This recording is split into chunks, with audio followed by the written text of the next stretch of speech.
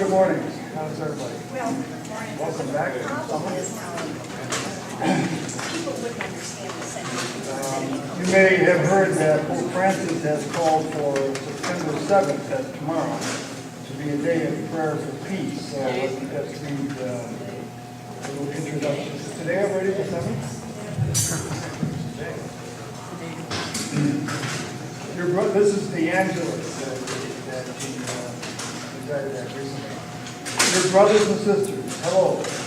Today, dear brothers and sisters, I wish to add my voice to the cry which rises up with increasing anguish from every part of the world, from every people, from the heart of each person, from the one great family which is humanity.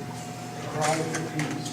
The cry that declares with force, we want a peaceful world. We want men and women of peace.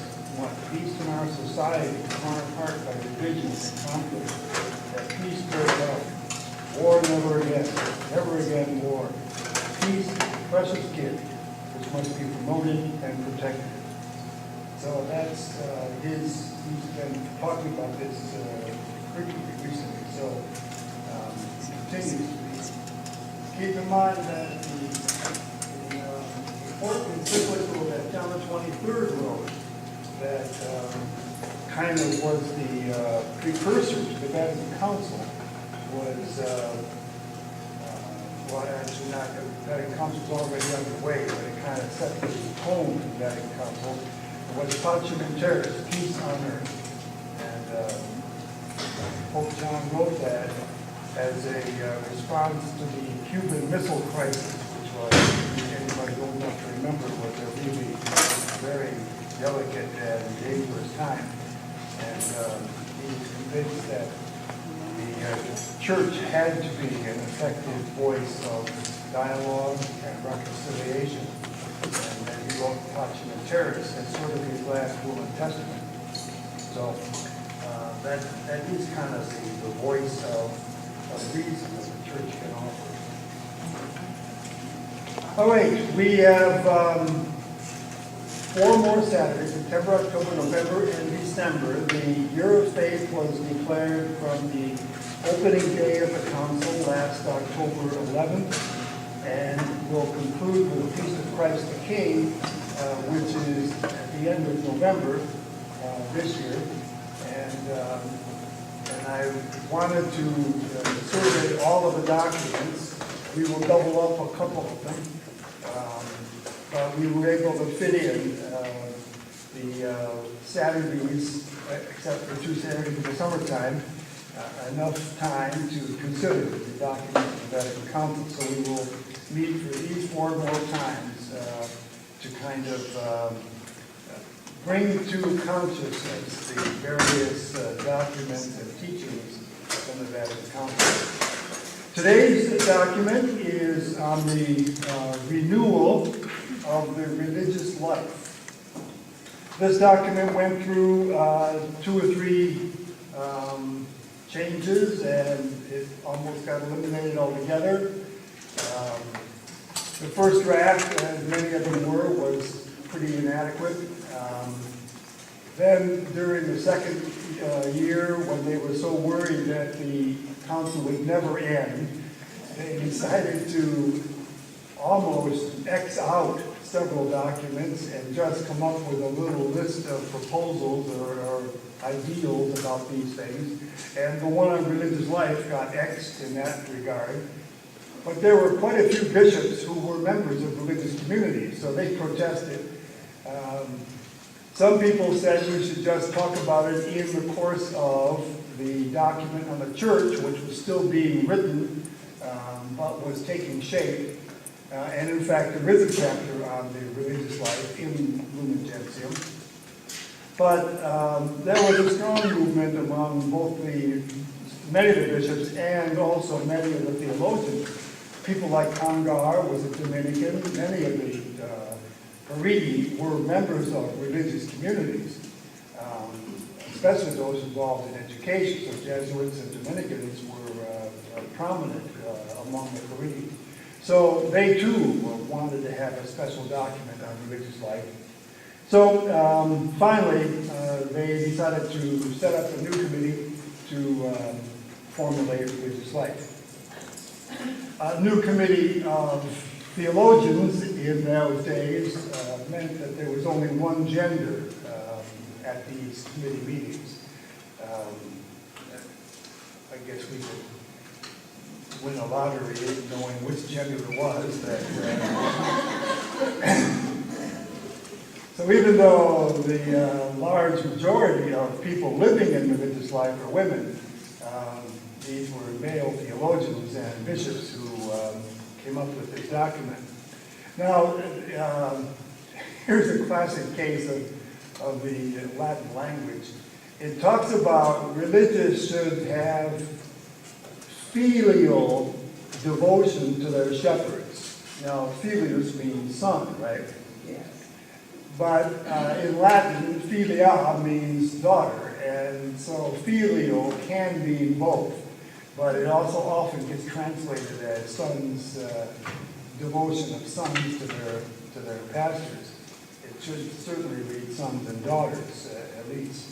That's what Tanner does with it. In any case, we'll talk about the issue of women before we get finished today, but I don't want to waste too much more time on it right now, but we will. There are some interesting comments about Pope Paul VI. And we have a little speech by Sister Florence Deacon, who gave a very nice address. I think she just cycled out, is that right? She passed president, yeah, so there's a good statement there, so we'll refer to that too.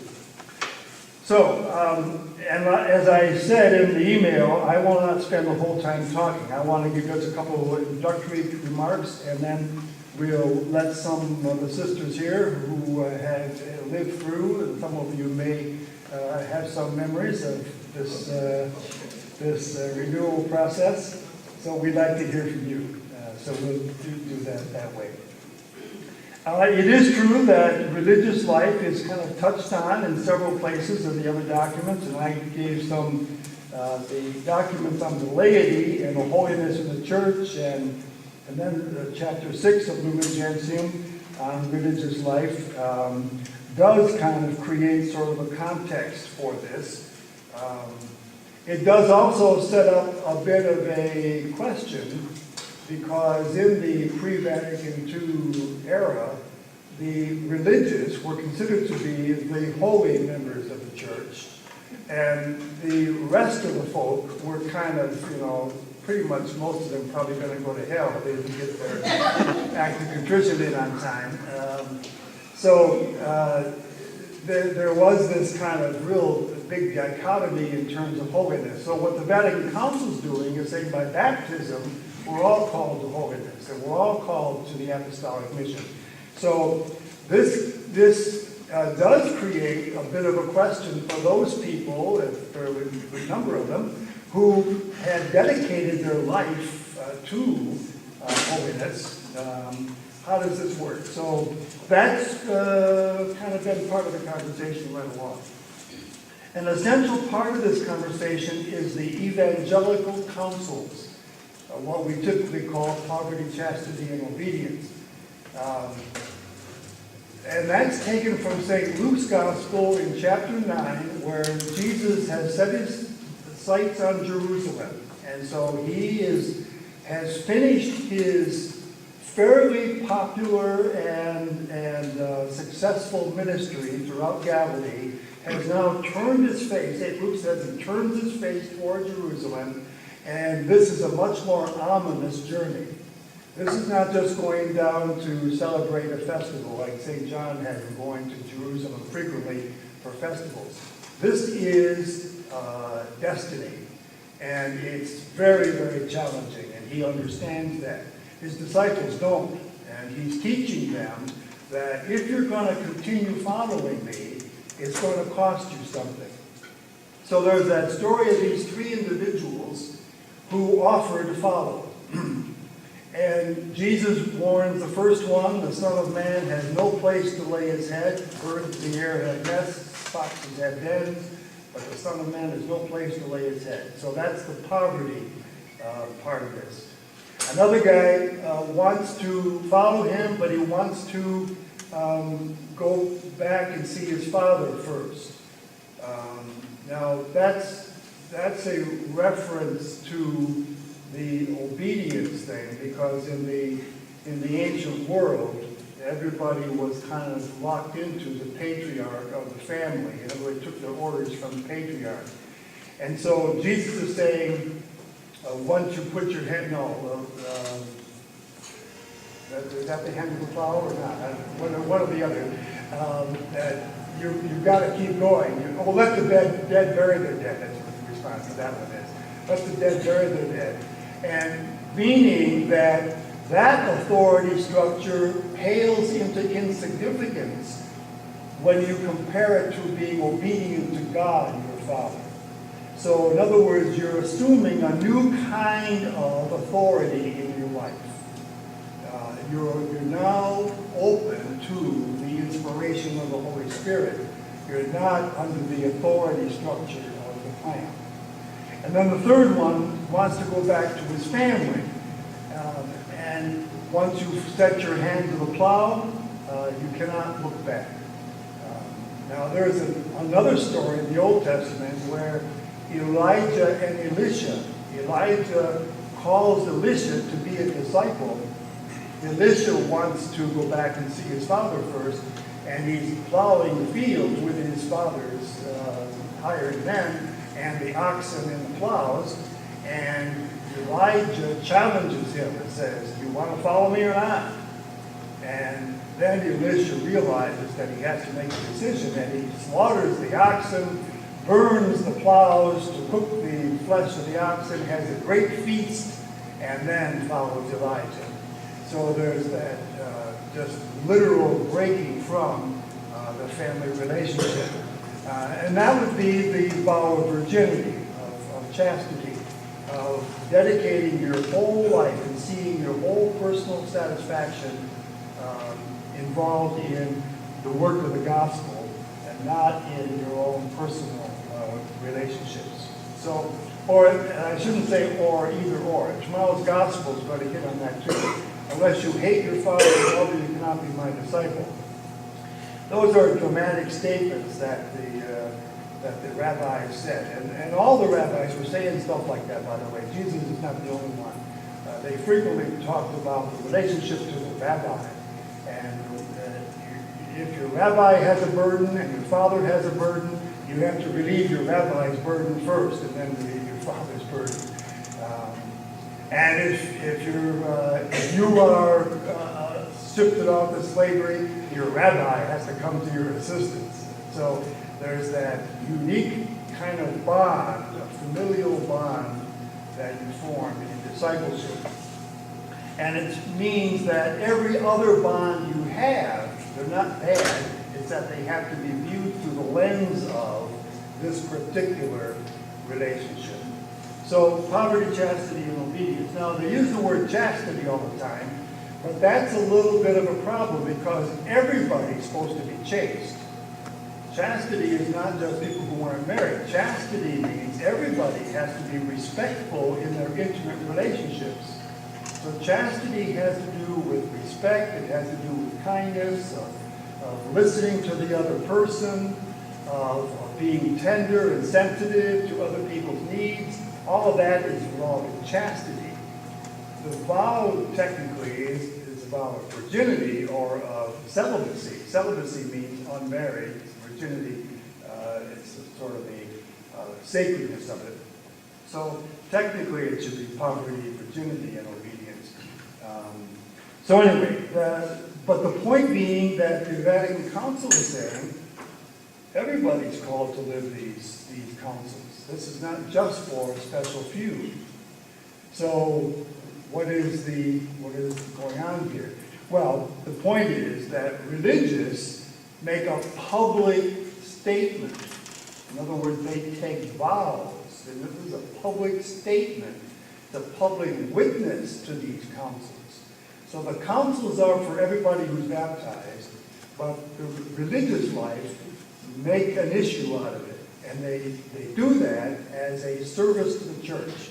that they are willing to lead the way, showing the rest of us how to live our life as disciples of Christ. So that's kind of the fundamental principle here. Let me just point out in paragraph 2, what is this? The word is accommodatio or something, and they translate it differently. Flanders says the up-to-date renewal of religious life. Well, that's not really, that's just repeating yourself, because renewal obviously means bringing it up to date. Tanner says the sensitive renewal of religious life. Abbott said the appropriate renewal of religious life. I think the word suitable is the best word to use. So that's a word that has several different meanings. Accommodate. In English, we use the word accommodate. Something is accommodated. It fits in. It's suitable. So for whatever reason, they felt it important to put that adjective there describing this renewal. I don't know if they were worried that there already was some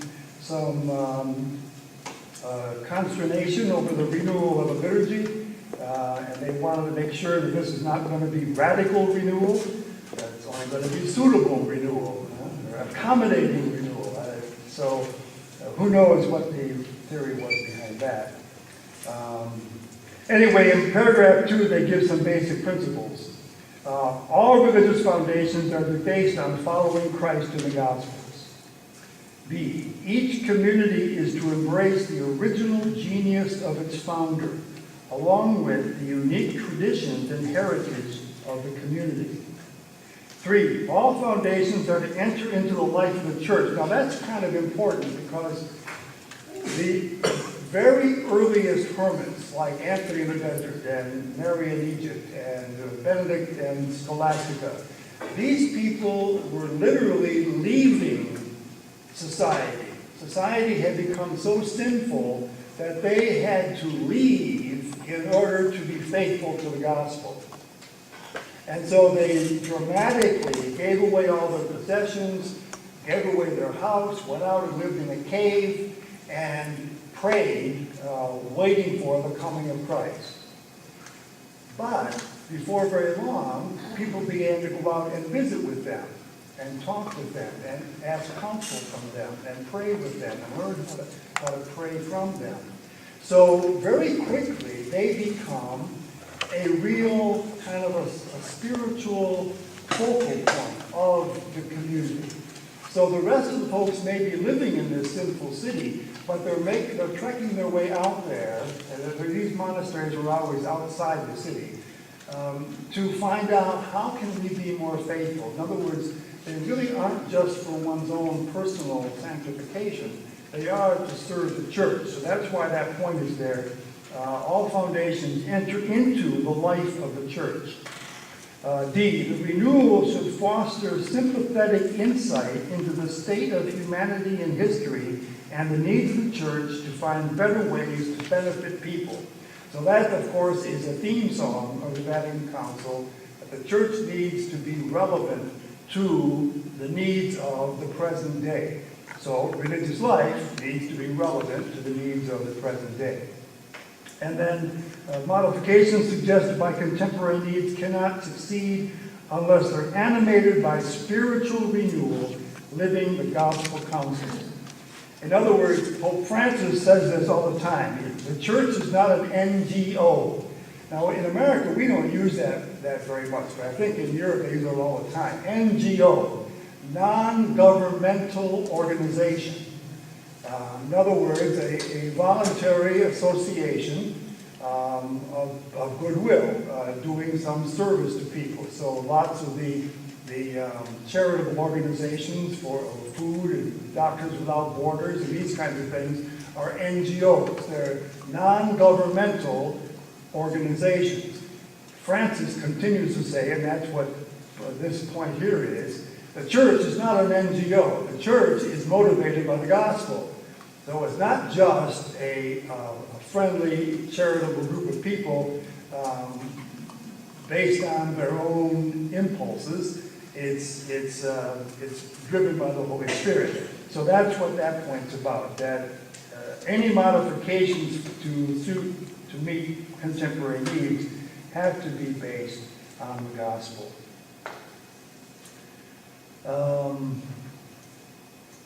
Paragraph 6, they should take up their Bibles daily in quest of the surpassing knowledge of Jesus Christ. Paragraph 18, and then I will pass the microphone to other people who want to address these things.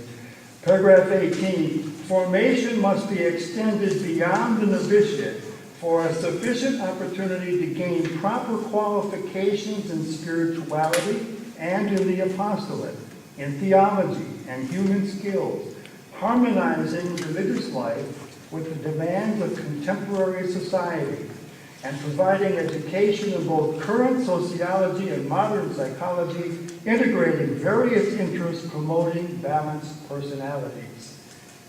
So that notion of really being people of learning, of study.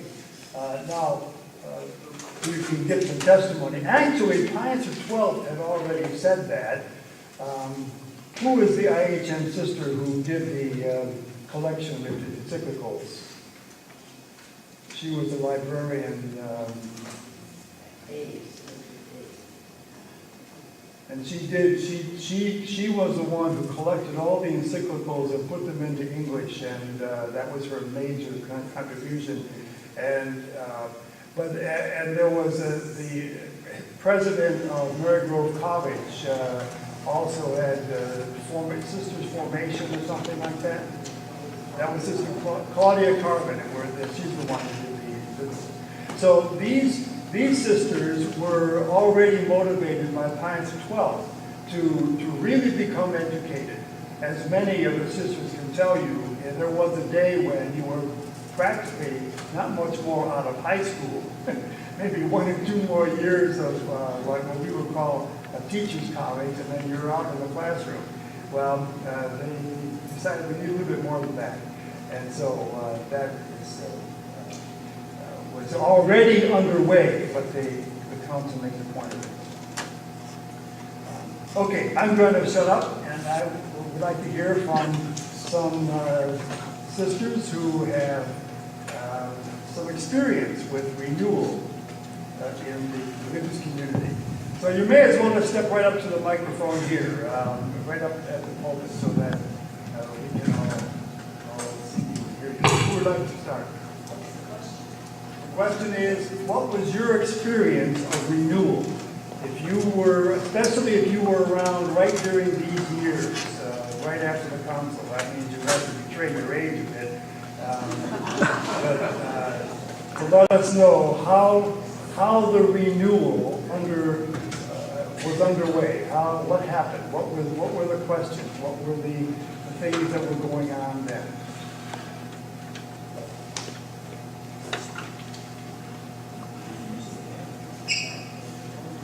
Oh, come on. There we go.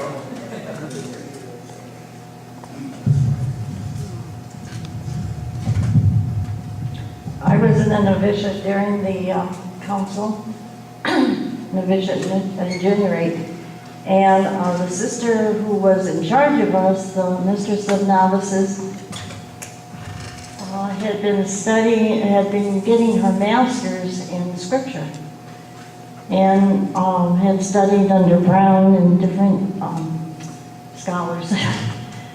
Schumacher, something. Anyway, we became very enriched because of that. We were studying the scriptures almost all the time. She was giving classes constantly, and that was a real gift I have found through the years. Because prior to that, my understanding was we weren't supposed to read the scriptures, just what we were told from the pulpit. Some of the other things that we were doing as she was experimenting with us, we used to say the breviary, the morning prayers and evening prayers, all in Latin. And the novices were allowed to say them in English. which didn't sit well with the professors, but that was okay. I'm a sister of St. Joseph from Nazareth. Okay. Let's see what else.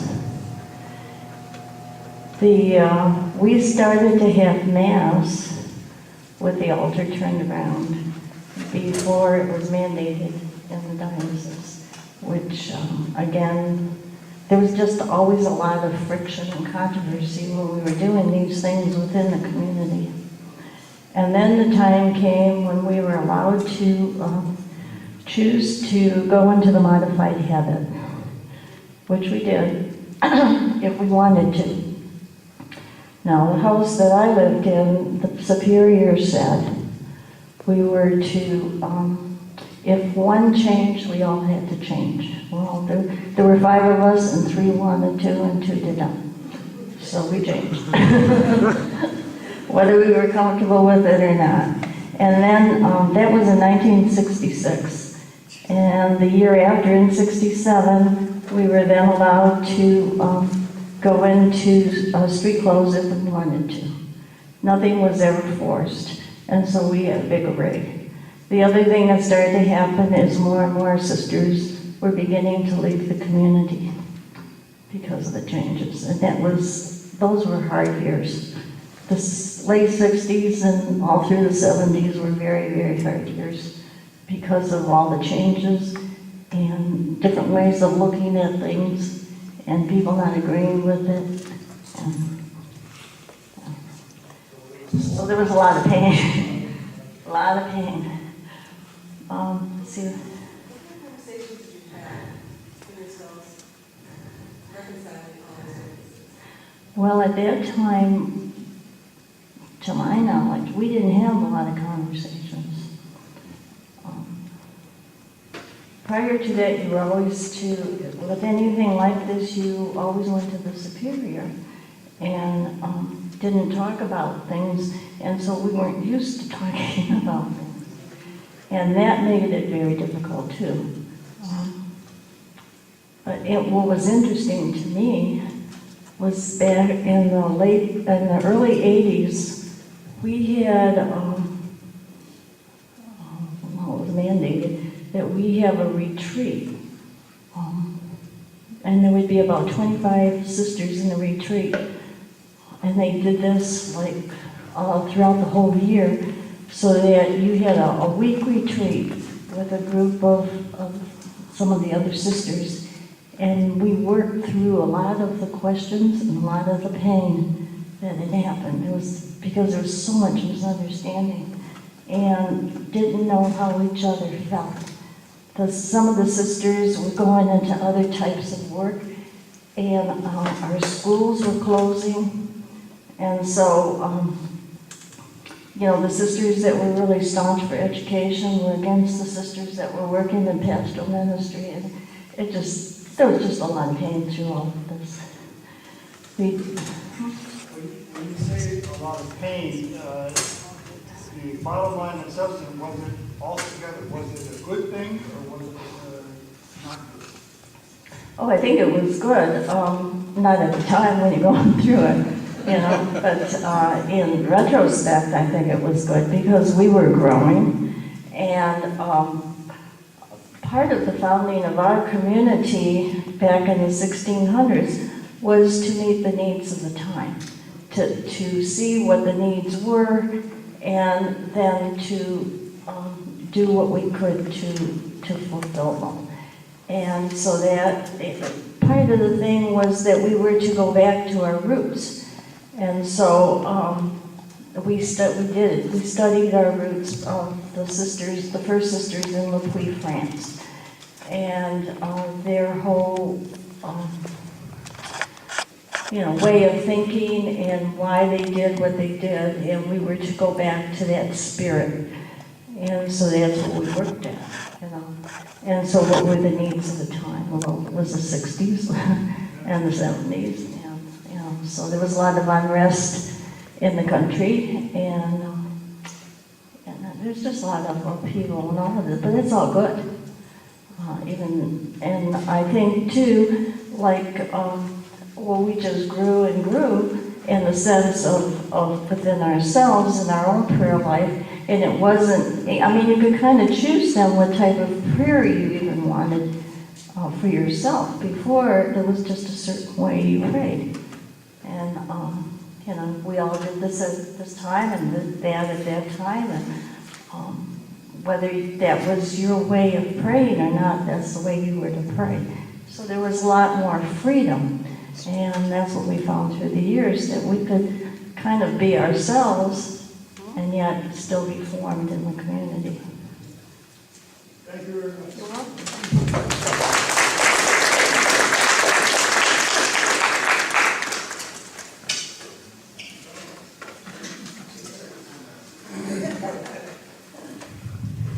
Thank you, Ann. I can relate to everything you said. My name is Linda Worthman. I'm a Sister of Mercy. I entered in 1960, right from high school, so you can do a little addition. My background is social work, so from a sociological perspective, looking back at it now, as Ann said, couldn't see the forest from the trees when you were in it. I entered a total institution. There is a sociologist who says there are total institutions, prisons, insane asylums, nunneries. It's a fact. All right, everything. And so that was how you were. And I always said I was a good Catholic. I went through 12 years of Catholic school. I was considered a good girl. I entered at 17. I was a good novice. And then Vatican II came along. I really thought I was going to live the way I did in the novitiate. I had a friend, she said, "You're crazy." Of course not. We all knew the professed sisters lived differently somehow. They found ways around things. But Vatican II happened right when I was in the novitiate, and we were exposed to everything that Ann said. I also agree it was extremely painful. We had to learn how to have conversations with another. We had lessons in dialogue, how to talk to one another. I think married people learn that earlier on. This is basically how to negotiate. We live a communal life, and every year you might be having different people. We just, for example, I have lived with a community now of 4. We welcomed a 29-year-old woman who just took her first vows. Lovely woman. But we have to have conversations about how we're going to pray, how we're going to live, how we're going to support one another. So if that happens every year, you know, Vic, you talked about celibacy, the ability to leave oneself open for the greater kingdom. When you do that every year or every 2 years, it is a letting go. And we had to learn how to do that because it wasn't uniform now. So all of that. I would say I embraced the Vatican II. Our class was asked after you finished your BA, you were sent out to teach, and then the next summer you were to start your master's degree. And you usually were told what to go into. Well, our class was one of the first to ask, what do you want to go into? And I taught junior high and saw there were many students who needed individual attention, so I was going to be a school social worker. So I asked to go into social work. It was the heyday of NIMH, National Institute of Health, giving you grants to go during the year as opposed to the summer was kind of unusual. I said, if I got a grant, then I'd go because, I didn't want to be an unfaithful sister. I got the grant. I went to Michigan State University, my first non-Catholic world. I mean, I grew up in a Catholic ghetto. We used to go by the public schools, go, on holy days because we got out and they didn't. So, and I went in '69, Vietnam War, Martin Luther King, Robert Kennedy, all of that impacted me a great deal. And so it was Vatican II and society. I would have to say in '68, we lost the largest number of people from our community. You look and the numbers shot up. If a friend came to you and said, I want to talk to you, your heart just kind of shriveled, because it usually meant I had decided I'm leaving. And whereas you wanted the best for them, it caused you to say, well, exactly why am I here? So many a time I felt like I was recommitting to this way. I think it's the same in marriage. I entered for one reason, and over the decades I've continued and my motivation is different. I would have to say my relationship with the church went from whatever Father said, whatever the Pope said, was yes. I would consider a daughter of the church in good standing. My disillusionment started in the '70s when we had a group of 8 women in the community who decided that they wanted to renew in a different way. And it was extremely painful. Many of them were in the division with me. They wanted it more traditional. They didn't want to change. They felt that we were destroying religious life. They were very judgmental. They would approach people who they thought would make good sisters. I wasn't. But, I didn't hold against them, but, eventually they went directly to Rome. And so Rome became involved. And it was extremely painful, and eventually they split from us, and it is painful to this day. I did not see the representatives from Rome as being a reconciler, of being able to bring us together. And it was on both sides. So that was in the '70s, and then I went and I was working at Mercy College, as Agnes was. And our president, Agnes Mary Mansour, her mentor, medical technology, decided that she would accept a position from Blanchard, Department of Social Services. Now, anyone that knows Ag knows she took no prisoners, but she was absolutely committed to those most impacted by poverty. And she was either naive or gutsy enough to think she could change some things in DSS. I won't go into the gory details, but basically she was asked to meet with a bishop and a canon lawyer one evening. She could bring any 2 people she wanted. She happened to bring 2 people in leadership. And she was told by the end of the evening she had to decide whether she would leave the position or leave the community, take dispensation.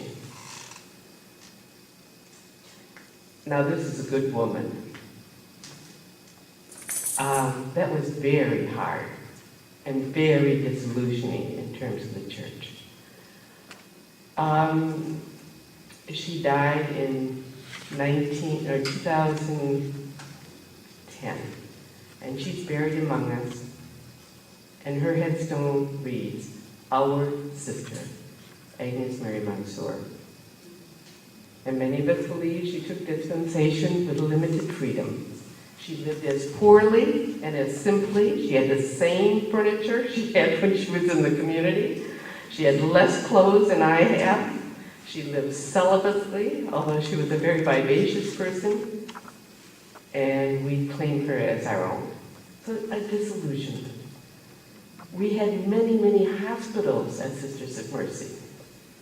So we thought it would be responsible to do a pastoral study of tubal ligation.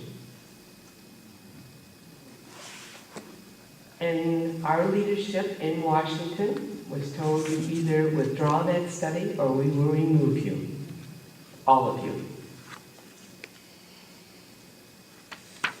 We said to them, we want your leadership back down. We understand what you were doing. We agree with you. There has to be some pastoral considerations in terms of certain procedures for women. So all of that says that when I heard we were going to have an apostolic visitation, when I heard that the Leadership Conference on Women Religious was going to be investigated by the Congregation for the Doctrine of the Faith, I have to say I was a little jaded. And I got up at a meeting of other sisters and said, I do not trust them. I do not trust them.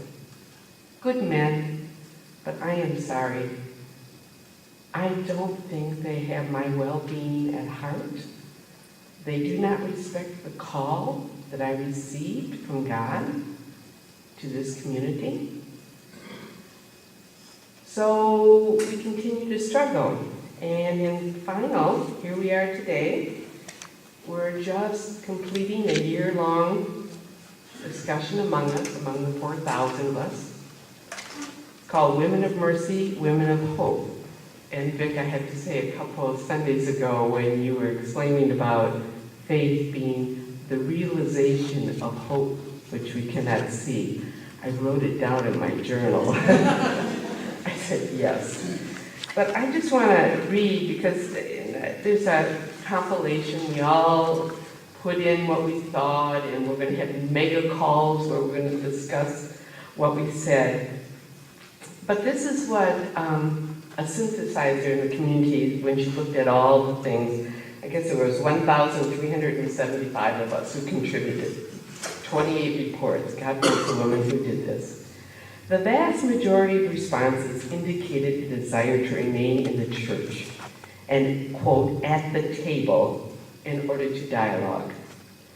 We have an opportunity to continue in dialogue with the church, moving toward a relationship of partnership. We, as Women of Mercy and Hope, belong to the Church of the Saints, a world church.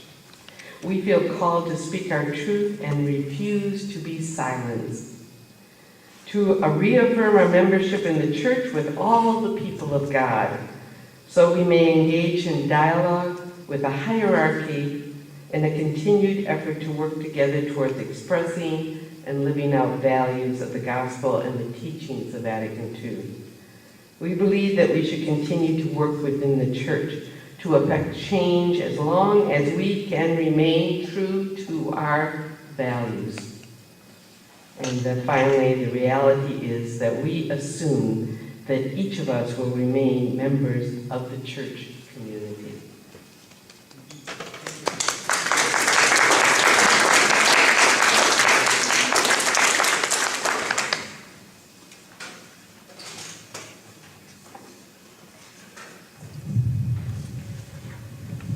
Well, our experience in Detroit is a little different than most of you, the IHMs, the Mercy, the Adrians, and so forth, because we were founded in 1949 in Detroit, the Home Visitors. And at that time, it seems to me that the Vatican Council had already sort of begun in us, as a home visit, because we saw the need for the city. All of us know what happened back then with Detroit today. And so Mary Shute, who was our founders, saw the need to begin a community of home visitors of Mary, that we would go on doors and knock and invite them to come to the local neighborhood church. And as a result, because of that, we were to dress a little bit more modest, that's not the word modest, a little bit more contemporary than the long veil and the long habits. And so we did that.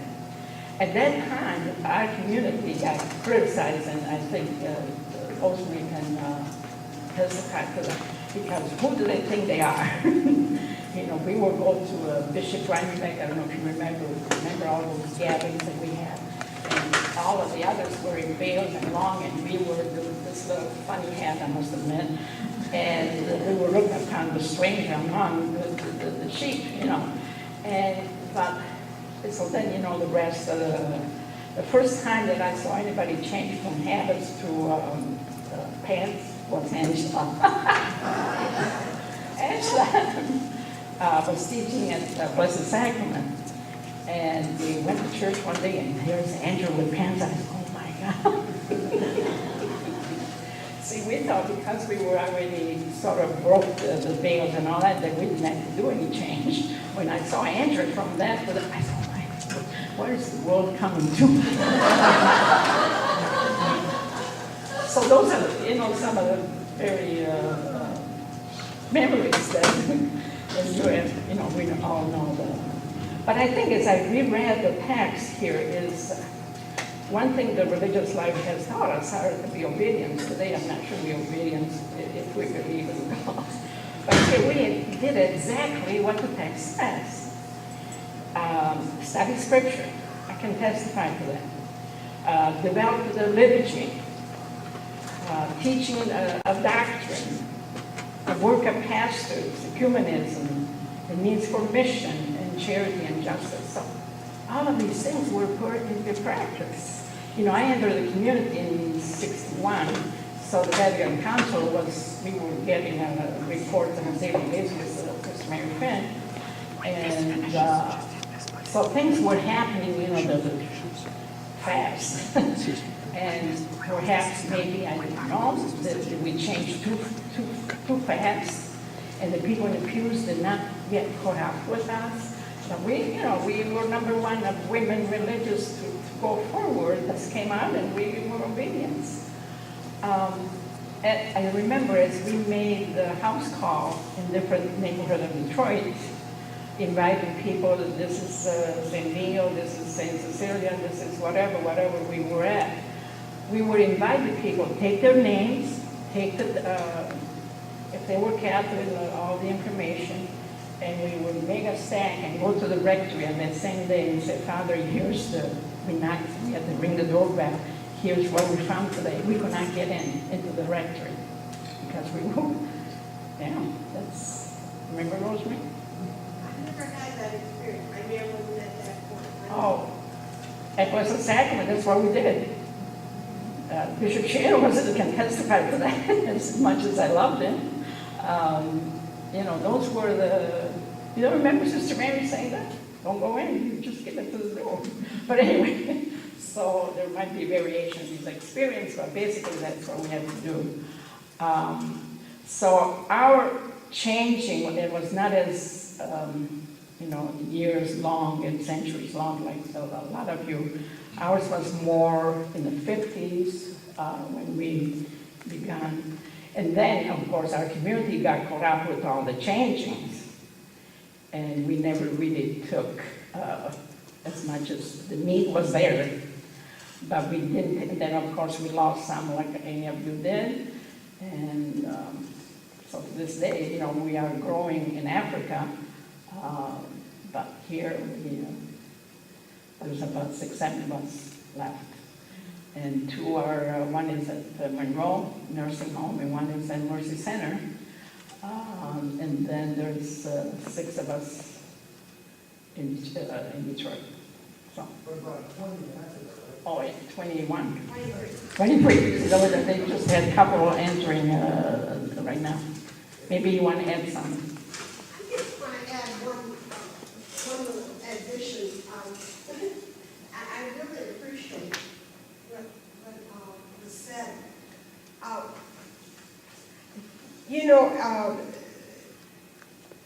I just came back from the national, the leadership conference of religious.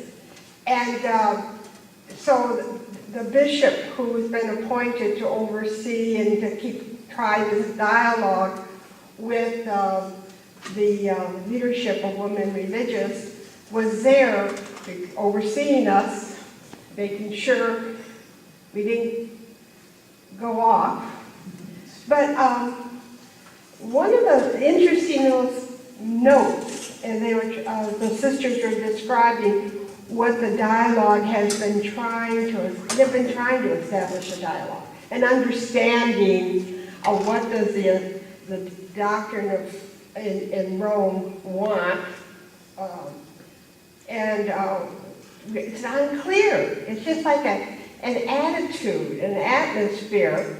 But what was interesting to me was one of the small remarks was that the bishops thought that the sisters went back to their baptismal names rather than Sister so-and-so because of our individualism and our, and very secularistic, if you want to use that word. I don't like that separation. But it wasn't that. It's exactly what comes out as you did the review of the document. They went back to the fact that we are all called by our baptism to holiness. And it was that our call is rooted in our baptism, our call to holiness that we all share. And so you see that you're trying to create a dialogue with people who have this attitude that what religious have been doing is like outside or against what the church wants. And here we're dedicated women of the church. And that's so strong in all of us. The other beautiful thing I think that's happening, if you go around religious congregations in the United States, you will find that most of us have an international link. There's hardly a religious congregation that doesn't have some linkage to Asia, Africa, Latin America. And I think, we can talk about General Motors and these big corporations having that world connection. But somehow, the religious of the United States, and this was an answer to the Pope's call, remember, back in the 60s to go to Latin America and to be that outreaching. So it's just this beautiful kind of growth connecting us as church that's happening through women religious because we have a certain freedom, right? And one of the groups that is organized, it's been organized a long time. I didn't realize how long it's been organized. Can't remember the date, but maybe the 70s or the 80s. But it's the International Women Religious Superiors, and they meet every 2 or 3 years in Rome. And just the beauty of women religious from around the world coming together and connecting. And so those are the couple of thoughts that I just was inspired by this past August.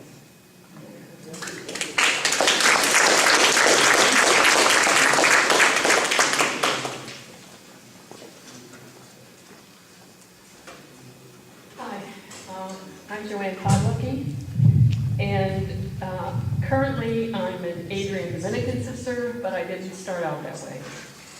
I did not grow up here. I grew up in Pennsylvania, and my aunt was in a religious community, the Vincentian Sisters of Charity, founder being Vincent de Paul and Louise de Marillac, that heritage.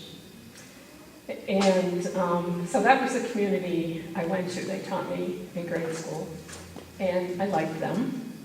However, I left them. I entered, Vatican II was happening, and I was in the novitiate, like Linda, I think we're around the same age. And I was so excited when all this started, and I thought, wow, this is so great. So the community did decide to look at our roots and did a lot of study and had some of the same experiences that some of the sisters have already talked about. I had a guitar. We changed prayer formats. I strummed my guitar. It was the 60s, 70s. And we had our meetings and the changes that we needed to make. We did do some of them. But what happened was, after we had all our conversations, made changes, Then they decided, the leadership, that we were going back to the way it was. I was deflated. It was the saddest day. And I knew, you know, when they say, once you leave the farm and go to the city, you can't get them back to the farm. Well, that's how I felt. And I actually did talk with the superiors. And so I was sent to Alabama, to mission territory, and maybe I would change there. Well, I did. I did change a great deal. So what happened was I met Adrian Dominicans there. I saw what they had gone through in their renewal, and while my community had tried it and they went back to the old way, this community was continuing to make the changes to respond to the needs of the time. And as Dominicans following Catherine of Siena and Dominic. So I stayed in Alabama, and I did go back up to Pittsburgh, and I met Charlotte down in Florida at a meeting. And she thought I was crazy because it was Thanksgiving weekend, and that was they had their annual meeting, and they were looking at the future. And the first thing they said when they opened the meeting was, "We'd like to let you know that several of our sisters couldn't be here, but we would like to pray with and for them for whatever reason. Some of them may have been sick, taking care of people, whatever." I thought, oh my God, they care about each other. So I didn't stay for the rest of the meeting because there were some business things, so I just took a walk along the beach, and I went back to Alabama. And I knew I couldn't stay there. So I did contact the sisters in Pittsburgh, and she was coming down, the superior was coming down, and I met with her, told her why I was leaving and so on. And I said, please let me tell the sisters here myself. There were about 14 of us. I came home from school one day, I taught junior high. Came home from school one day, sat down for dinner, and I started a conversation, and nobody would talk to me. And I thought, oh God, what's going on? Well, I had asked her not to say anything and let me do it, but she sent the letter and said I was leaving. So I got up from the table and I went into the kitchen and thinking, what am I going to do? So one of the other sisters came in and told me what had happened.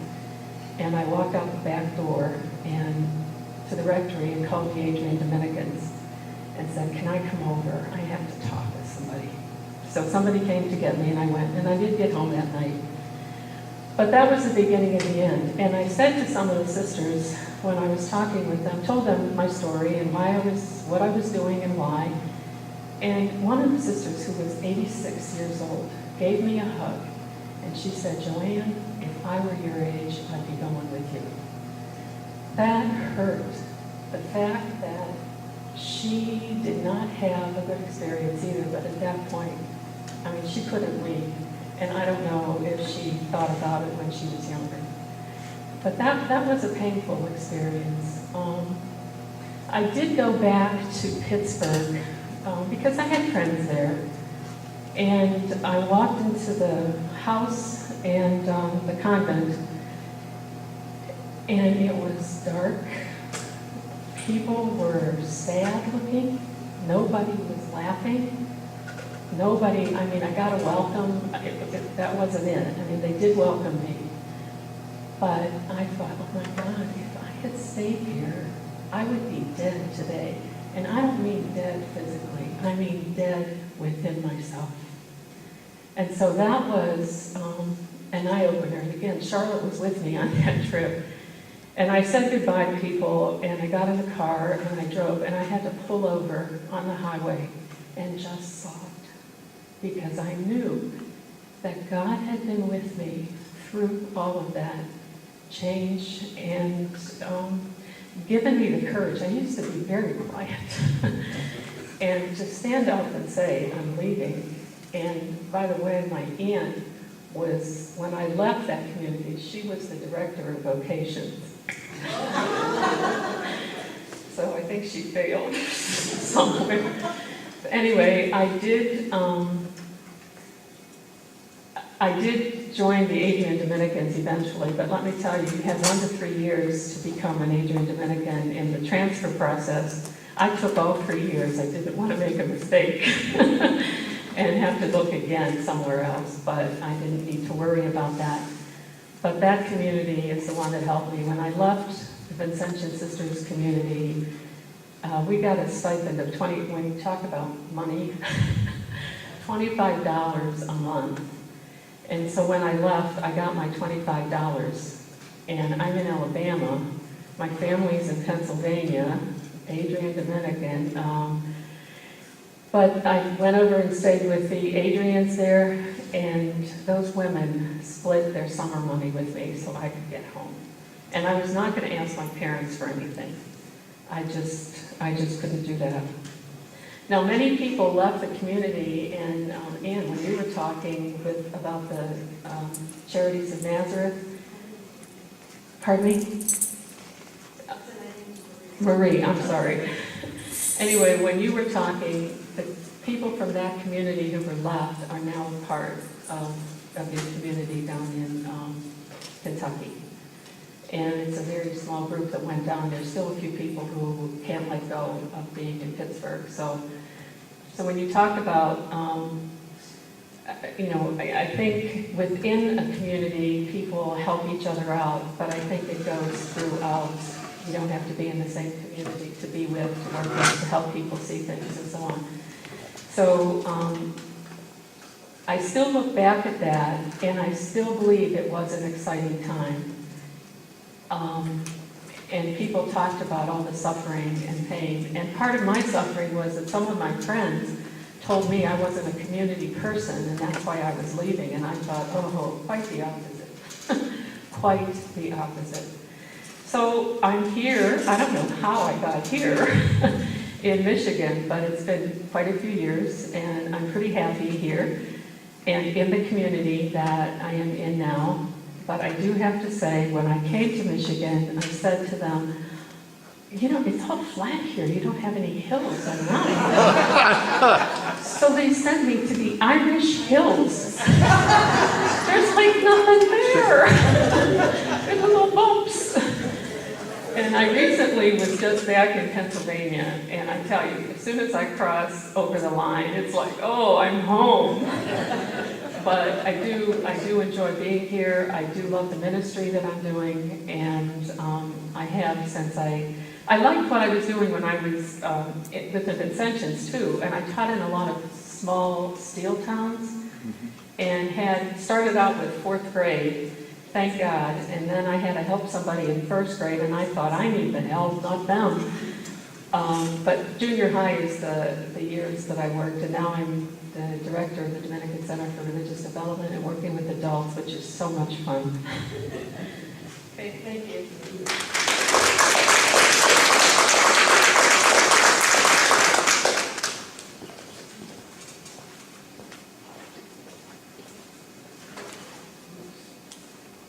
I'm an IHM, and I know you all who are religious in this room think your congregation is the greatest, and I think the same too. One of the things, I'm exactly the same age as Linda Worthman, and that's old age. You can tell I don't remember anything anymore. We were both 17. We both entered in 1960. And our congregation, like somebody else's, had been far ahead of the curve in terms of education. So that the women who taught us in Monroe, it was a college down there, they had been going to summer school all over the country and had been hearing the theologians, some of whom were periti at the council. So we were getting the spirituality and the intellectual stuff of the council kind of at home all the time. And one of the other things that we got when I was out of the novitiate and into the juniorate, the last 2 years of formation, was our superior in that level of formation was a sociologist. And she began teaching us how to dialogue. So we had dialogue groups. And you sat down with these people once a week and you talked about whatever. But we were trying to learn the infrastructure skills of having a conversation because everything else was in silence. So those were two benefits that we had that got us ready for things. Another thing that we had in Monroe was a very, very long tradition of attention to liturgy. Back in the 30s, when what is now worship was founded, our superiors basically saved that periodical by ordering copies for all the houses of the congregation so that their circulation developed. So that influence was in the community, so that in the 40s, I think we began using the Liber, the Gregorian chant, which other people weren't doing, I guess. And we had a magnificent leader of the music, Mary Charbonneau, who was trained, she was headed toward the concert stage, and so we had that music.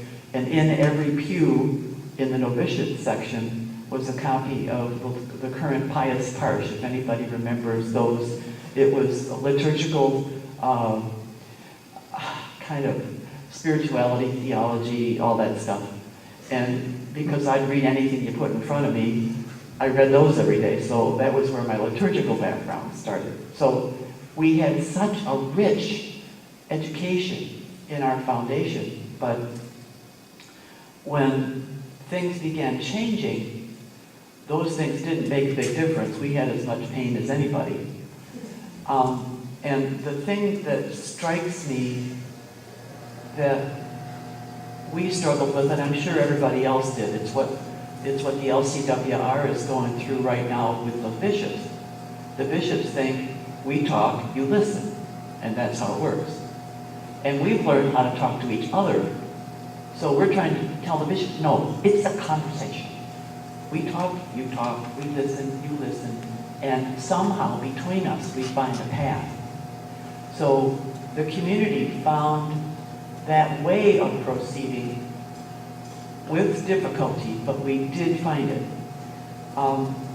One of the first things that was a blessing to us was that Margaret Brennan, who'd been my novice mistress for a little while, became the general superior right after the council. And she was a woman of the church. She is a woman of the church. And was following what this document said we were supposed to do. It's just what somebody else said. We've done everything that's listed there. So the big thing was that she grounded us in retreats in the early 70s, right at that point when the Jesuits had rediscovered the spiritual exercises. And so in 71, 72, I can't remember what the year was, a lot of women in the community did Ignatian retreats. And some of them were 7-day ones, and some of them were 30-day ones. So we had that benefit of learning the trick that St. Ignatius taught the church, which was the Spirit is in everybody. And you learn how to listen to the Spirit, and you find a path that nobody has even thought of before. So that's dangerous. But it's true. And it creates a grounded spirituality in people, because whatever your bright idea is, you've been taught to speak to other people about it. And out of that conversation comes a clarity and a strength that makes you able to stand up to the bishops and whoever else you need to stand up to. So and now it didn't work fast, let me tell you. It took us decades to discover. I think it took about 45 years before we had come to a place where we knew who we were and we could begin to invite people in. The vocations during those years were like very few. But I think it's because we were confused about what religious life and who it was and who we were. But stumbling forward, we began to change our governance structures so that there were, at least the province that I was in, the provincial superior one year decided to have us develop clusters. And so there was a meeting on the east side, which I never went to, but there were letters of the alphabet on the doors of the classrooms in this building, A, B, C, D, E, etc. And one of the groups, the one that I wound up in, was H.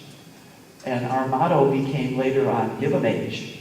Because we had women in that group who were futurists, troublemakers.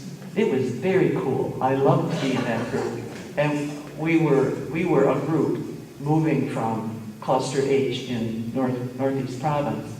Then the rest of the congregation kind of caught on to this cluster thing, so we developed small groups or whatever we call them. Anyway, eventually the provincial structure broke down because we didn't have enough people to divide up that way. So we collapsed into one congregation, but we kept the cluster thing. And Cluster H continued as the gardeners. And then not too long ago, the congregation said, okay, everybody scramble. I was furious, but I had to do it. So now I'm in a new group, and everybody else is too. But it's that conversation in the groups that's supposed to have a conversation with the leadership. And the structure we developed to make that happen is a kind of council. We call it the coordinating council, so that one woman from every cluster group comes to a meeting twice a year, once in the fall, once in the spring. And the agenda is set so that the leadership can ask us questions that we take back to our groups, and we do that so that there's this circle of communication. Again, the strength in that form of governance is amazing. It's like, it isn't just I know who I am, or my friends and I know who we are. The congregation knows who it is. And in God's mercy, one of our younger women is techie. So she started a blog, A Nun's Life. And young women, and men too, have attached themselves to that blog and have become an online community which has transferred itself to a come and see thing at Monroe and in other places. So this creativity is developing out of it, and I wish I could tell the United States Congress that there's a better way. We know what it is. We can teach you. But it means that politics goes away, and you have to listen to one another and listen to what's down in your gut. One other thing that I don't think our congregation invented it. I think the Carmelites probably did many years ago, which is the contemplative approach to decision making. We have learned that when a question is asked, you don't start talking. When the question is asked, you start being quiet and mulling it over and finding out what questions arise and what resistances arise.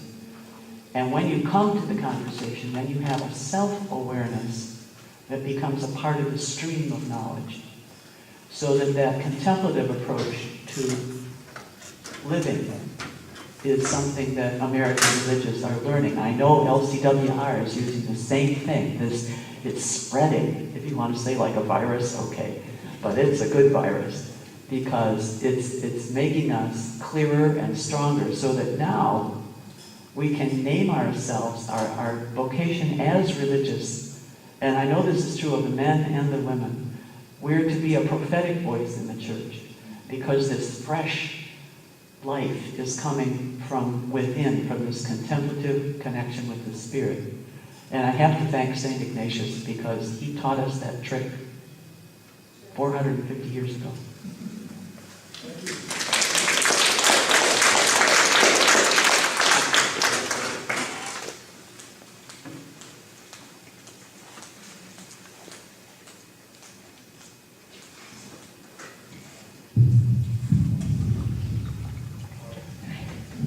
Hi, I'm Bridget, and I'm a Sister of Mercy. And I entered the Sisters of Mercy 60 years ago today. So, quite a while before Vatican II. And so it's been a fascinating thing, actually, to try to remember what life was like. It's like two different worlds. And I'd just like to mention that one of the things, we were asked to study, as people have mentioned, our foundresses, and our charism of our particular community, which we did so faithfully, and which led to so many of the changes. But one of the things that happened, like Catherine McCauley would never have wanted us to experience some of the rules we did when I entered the community. For example, I remember my first year teaching was in Grand Haven.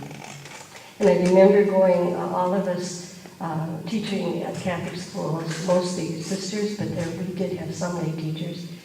And we would have, the educational meetings like once a year where we all went to Grand Rapids. And I can remember that we sat separately to eat lunch.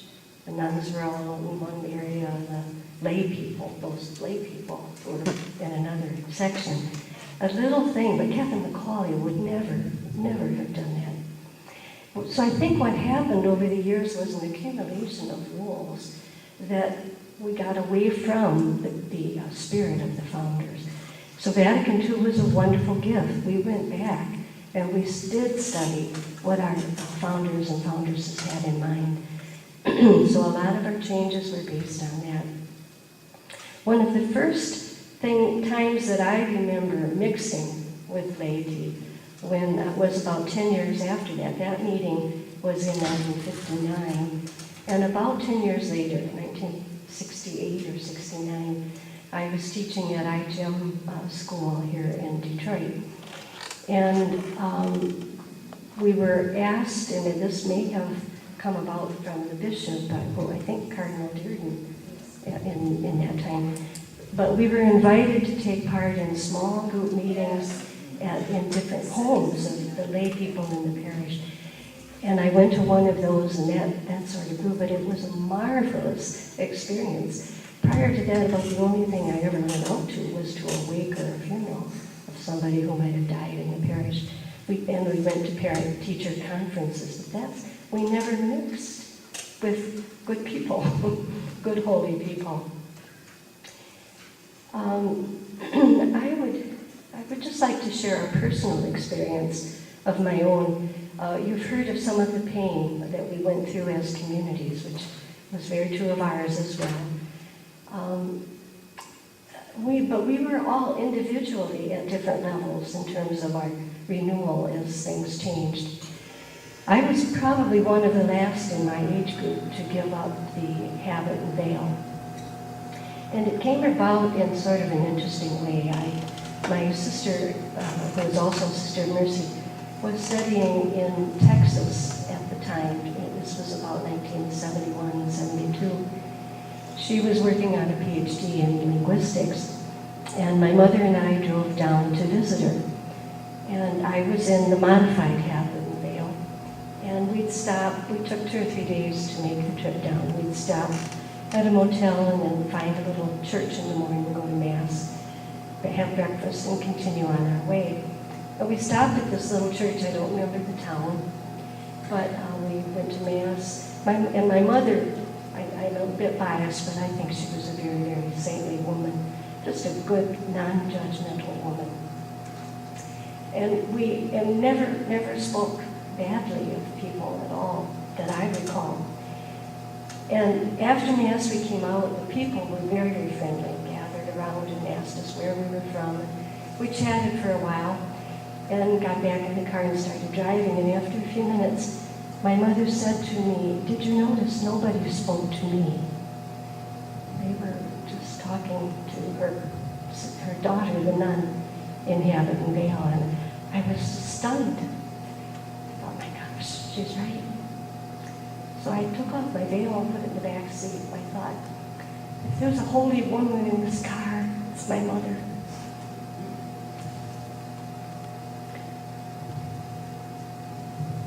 I didn't enter to be raised up, and that's what we were.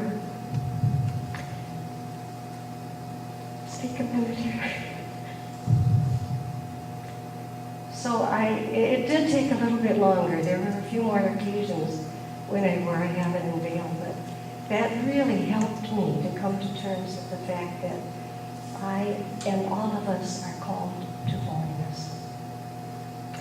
And if I could just mention, some of you have probably heard about the movie Band of Sisters, which is a wonderful documentary of the work, ministries that has been accomplished by sisters here in the United States.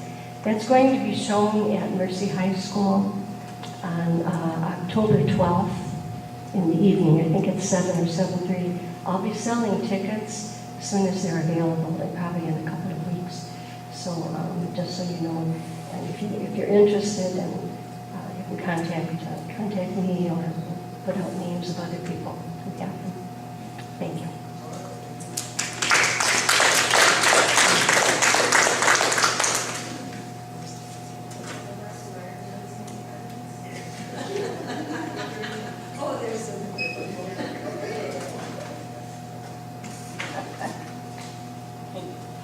Some ways, I'm the senior sister here. Because well, for all intents and purposes, I left home in 45 when I was 13. So I lived religious life in the old form for a long time. And, but Vatican II was a gift to me in lots of ways. One of the shifts from fleeing the world to really standing in solidarity with the world was very important to me. And we began to make that shift in our Renewal chapter, which lasted for 3 years, 3 sessions over the summers. And the first thing that we tackled probably was the habit. And you've heard what conversations went on about that.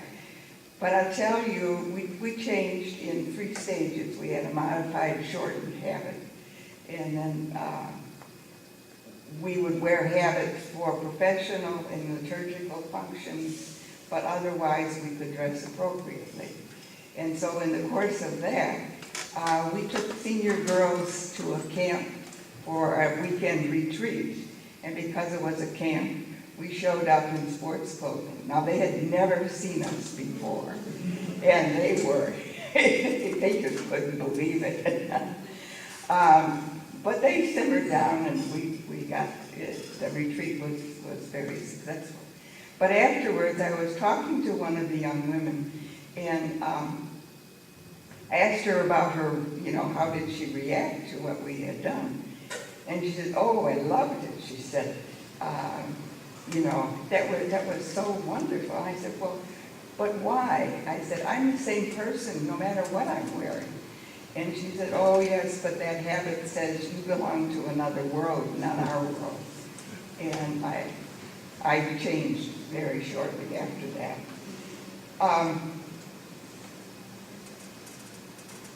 The other real gift, at least I get, out of Vatican II came an emphasis away from, the goal of the spiritual life was perfection, that you obeyed every rule perfectly. If you live this life, you're going to get to heaven. And the operative phrase was, keep the rule and the rule will keep you. And that was the goal. But with Vatican II, there was a shift to our relationship with God. And see, I grew up with the form of prayer was really conversation with God. And when I entered, we had to say all those prayers. And even like we had a period of adoration during the day, and even that was structured. We said the rosary, we said litanies, we said every prayer that you can imagine. And when do I get time to really pray? Because for me, that was really praying. So when Vatican II came along and said, you know, the emphasis was more on building relationship with God and also building relationship with one another. That was a real gift to me. I really appreciated that. Gave up the God. I love Teresa the Fabulous. God does not expect a perfect work. We are human beings. But the relationship, and it's out of the relationship that will come obedience, but let's hope considered obedience, discerned obedience.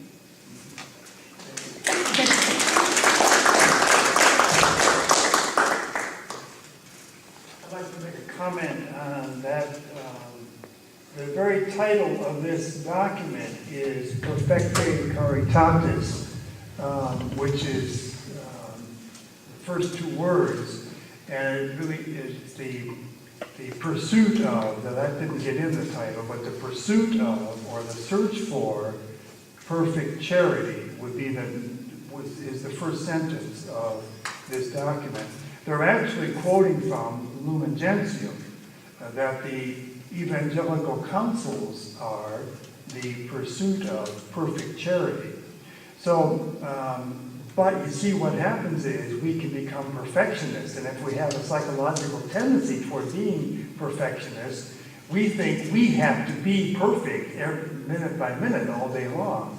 And that creates tremendous inner conflict. I mean, there's a certain ambivalence there. The very name of this document is Perfect Charity, as if all of us have to be perfect, but we're human. So I think we do have to kind of draw to a conclusion. I want to make a couple of comments. First, about women.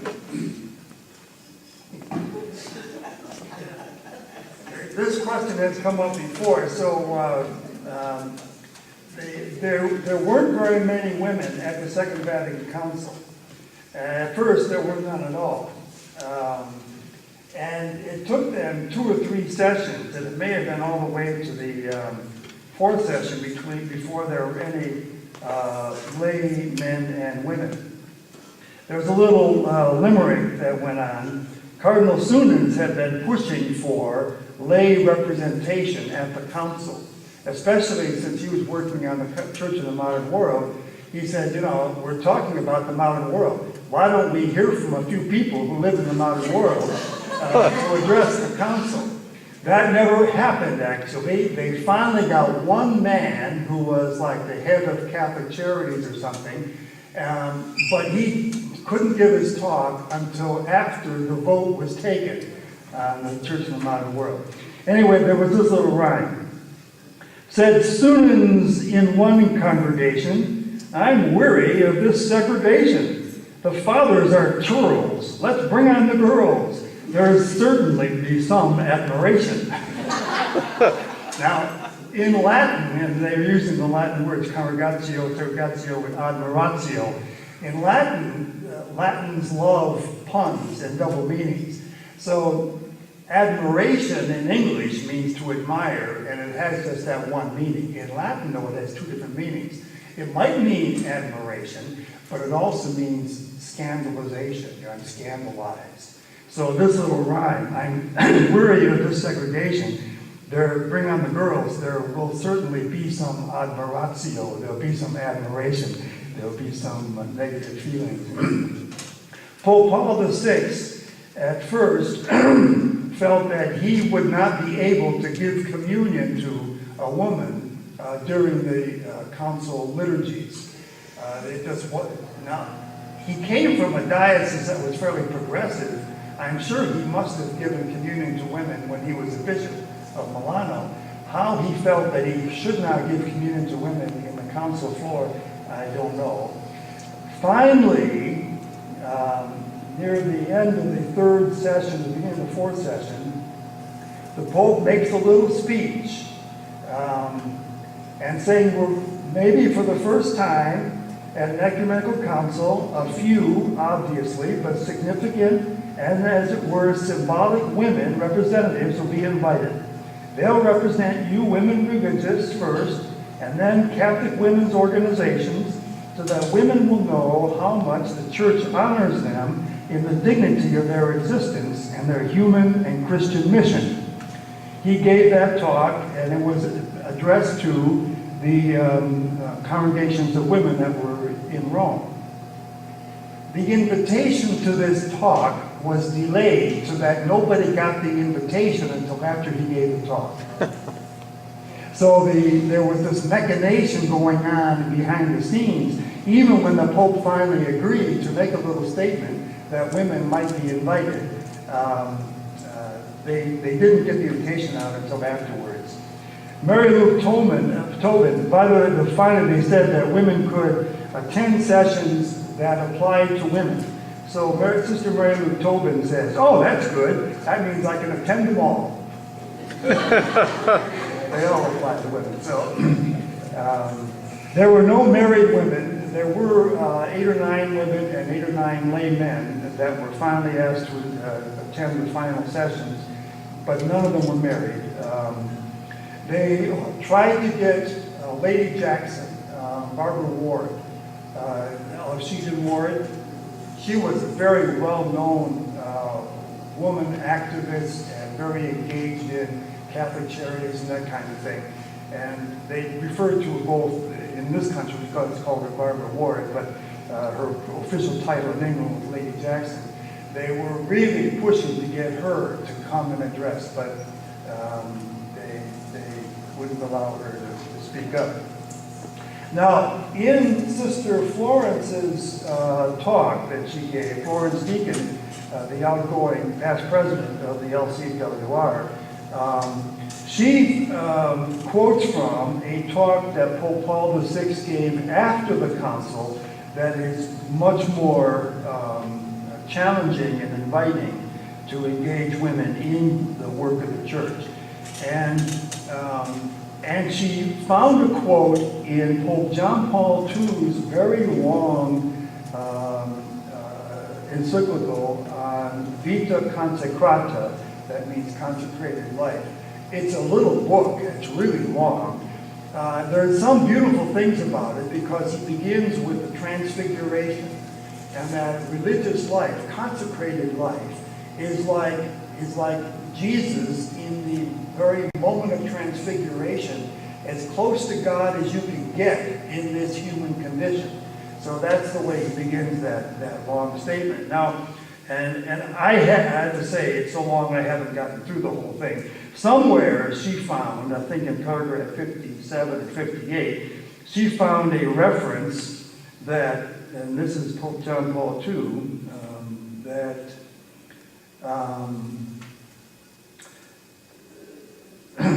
most importantly, it would help men consider the way they organize social, political, economic, and religious and ecclesial life.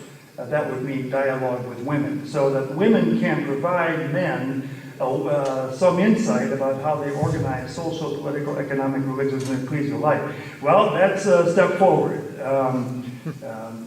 They don't seem to have figured out how to do that yet, but that's the statement there.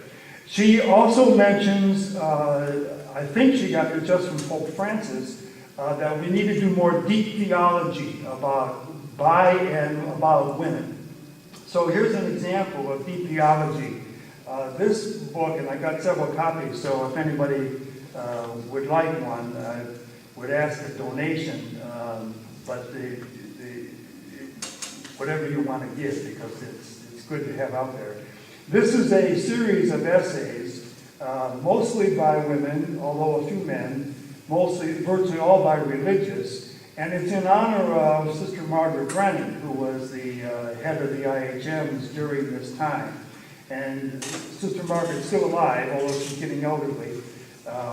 But there's an article by Joan Chittister in here, and Sandra Schneider's Feminist Biblical Interpretation, an excellent article. Mary Ellen Sheehan talks about women ministry. Mary Ann Hinsdale, The women's struggle for voice as in interruption of the Spirit. So she said, there are times when the Spirit interrupts what we're doing, and women's voice becomes that interruption of the Spirit. Anyway, there's a number of them here. The Spirituality of Ministry by Anise Callahan. Spiritualities and Social Movements in the Postmodern World, Lee Cornley.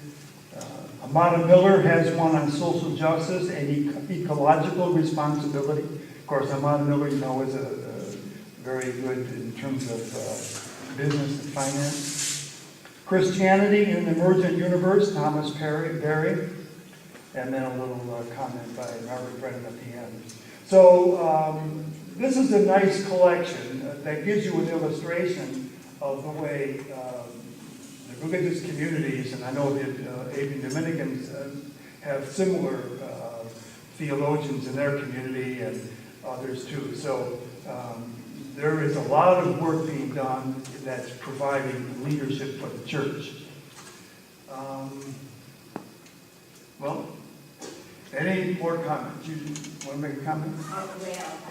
Step up.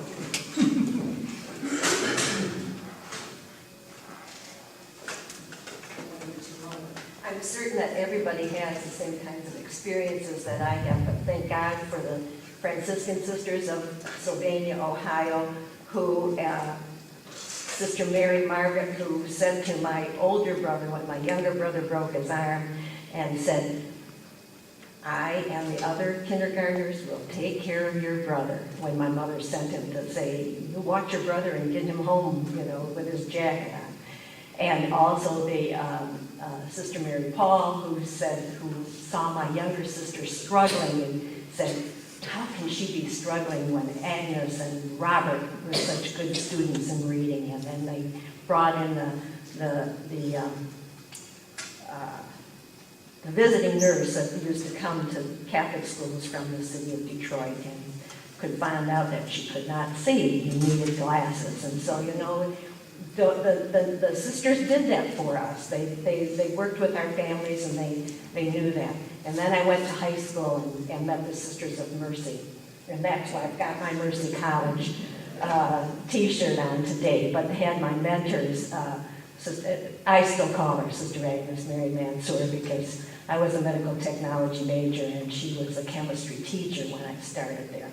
Well, Bridget mentioned the synods. And that's where, you know, I wasn't teaching, but that's where Agnes and I connected again after having graduated in 1963 from college. And we got together there and at the synod, and she said, you have to come and teach. And so I went and taught at Mercy College.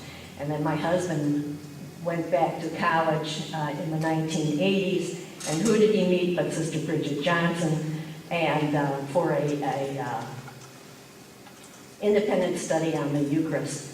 And he and Sister Bridget were friends for the rest of my husband's life. He passed away in 2011, but they were friends for the rest of their lives. So I just wanted to say, you know, at this particular time, what the nuns did for us, but particularly to say what they did for women. And at least what they did for this woman and all of my classmates in terms of what we made with our futures by seeing what the nuns could do with their futures.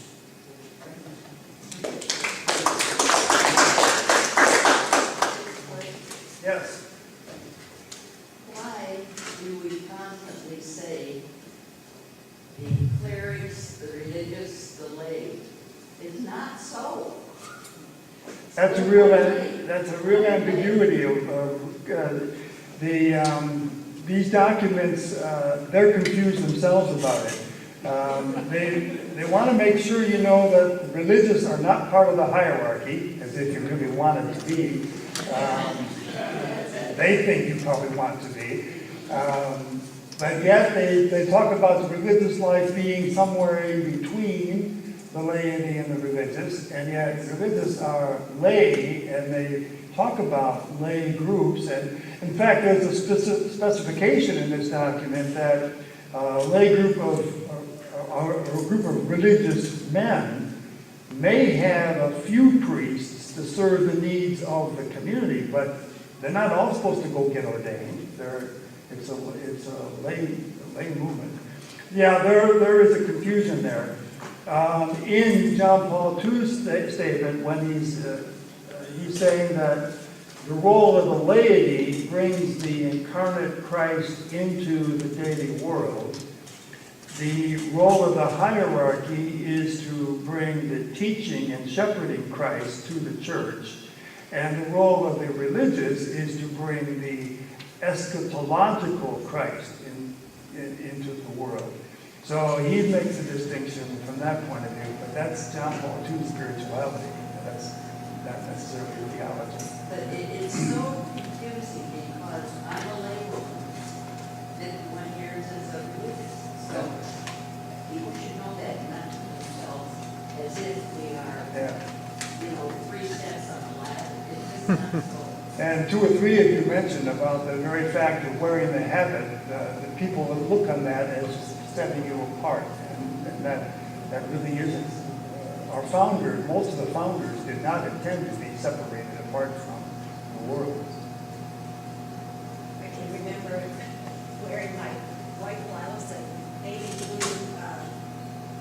jumper as a teacher at Mercy and getting called Sister Agnes many times. And so I said, I better not wear this outfit anymore at Mercy College.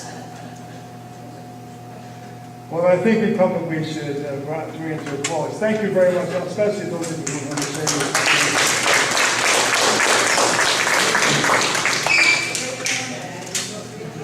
Good. All right, next month is humanism? I forget. What are we doing next month? Anyway, first Sunday of October, we'll be back.